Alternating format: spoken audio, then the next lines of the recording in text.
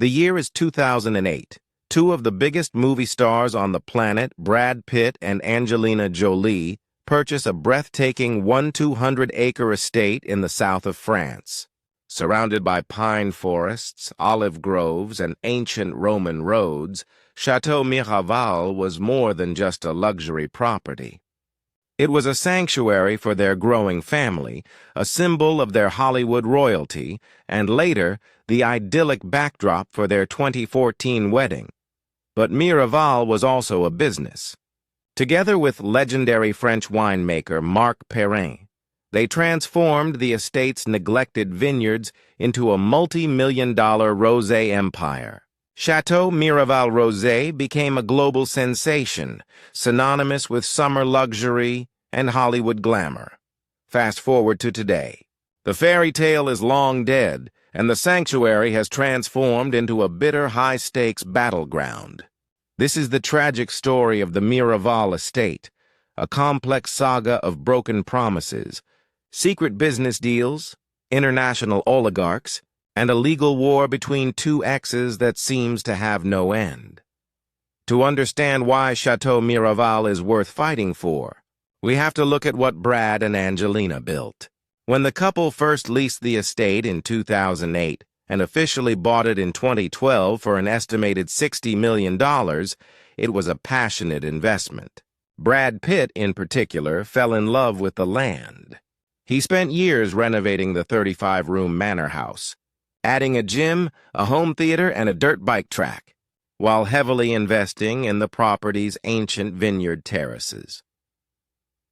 The true turning point came in 2012 when Brangelina partnered with the Perrin family, one of France's most respected winemaking dynasties. The goal was to create a high-quality premium Côte de Provence rosé. They succeeded beyond anyone's expectations. The very first vintage of Miraval Rosé, released in 2013, sold out all 6,000 bottles in just 5 hours.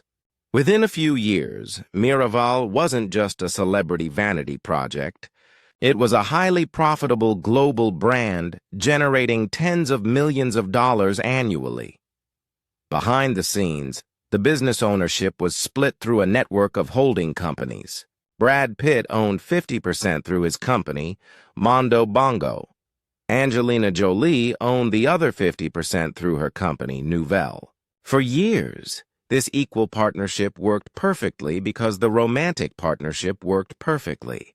But in September 2016, the illusion shattered. Angelina Jolie filed for divorce, triggering a chain reaction that would eventually tear the Miraval empire apart. For several years after their split, the winery continued to operate successfully despite the toxic divorce proceedings. However, behind closed doors, a major disagreement was brewing over how to handle the asset. Brad Pitt wanted to keep buying out Angelina's share or maintain the estate as a legacy for their 6 children. Angelina, on the other hand, wanted a clean break from the alcohol business and from Pitt himself. In 2021, the situation reached a boiling point. Angelina Jolie decided to sell Nouvelle, the holding company that contained her 50% stake in Miraval. According to legal filings, she initially negotiated with Pitt, offering to sell her share to him. However, Brad allegedly demanded she sign a non-disclosure agreement that would prevent her from speaking publicly about his alleged physical abuse toward her and their children during the infamous 2016 private jet flight. Angelina refused to be silenced, walked away from the negotiations, and looked for an outside buyer. In October 2021, the world learned that Angelina had sold Nouvelle for $67 million. The buyer was Tenute del Mondo, a wine subsidiary of the Stoli Group. The Stoli Group is controlled by Yuri Shefler, a Russian-born billionaire oligarch known for his global spirits empire. Brad Pitt claimed he was completely blindsided by the news. He did not just lose his business partner. He was suddenly forced into a joint venture with a powerful, aggressive international conglomerate. In February 2022, Brad Pitt launched a massive lawsuit against Angelina Jolie, marking the official beginning of the Miraval legal war. Pitt's core argument was built on a mutual understanding. He claimed that when they bought the estate, they made a strict, unwritten agreement that neither party would ever sell their share of Miraval without the consent of the other. Pitt's legal team argued that Angelina had violated this binding promise, deliberately keeping him in the dark to inflict emotional and financial harm. He painted her actions as a vindictive move designed to destabilize the business he had spent a decade building.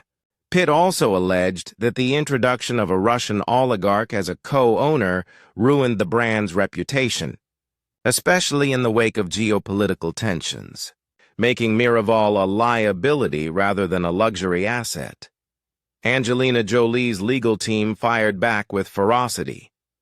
They dismissed the idea of a secret unwritten agreement as complete fiction, pointing out that no such clause existed in any signed corporate documents.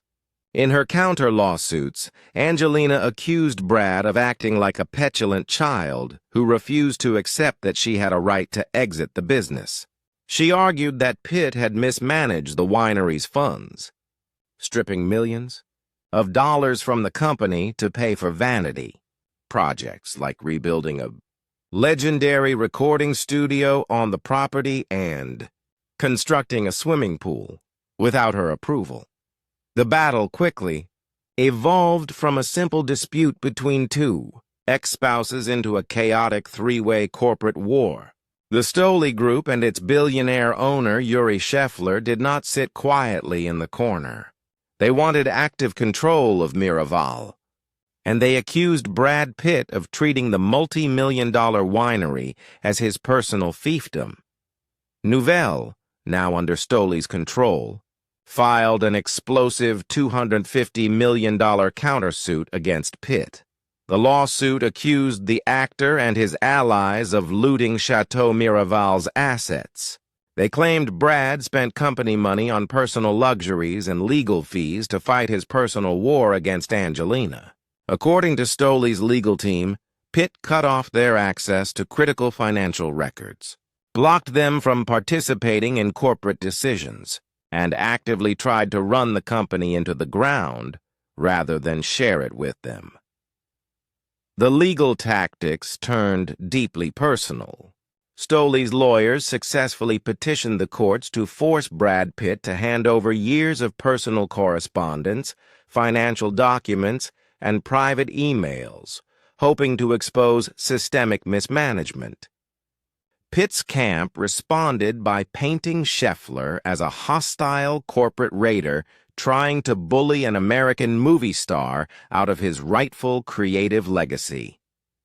As the lawsuits drag on year after year across courts in California, Luxembourg, and France, the true tragedy of Chateau Miraval becomes clear. What was once built as a monument to love, family, and artistic passion has been completely consumed by resentment and corporate greed. Millions of dollars that could have gone to the couples. Children or charitable causes are being swallowed up by an army of high-priced lawyers. The public image of both stars has been deeply tarnished by the relentless leakage of toxic text messages, financial disputes, and allegations of abuse. Chateau Miraval still produces its famous rosé, and the sun still shines over the beautiful vineyards of Provence. But the romantic magic of the estate is gone forever. It stands today as a haunting monument to the collapse of Hollywood's most powerful couple, a multi-million-dollar reminder that sometimes the most beautiful dreams can devolve into the ugliest realities.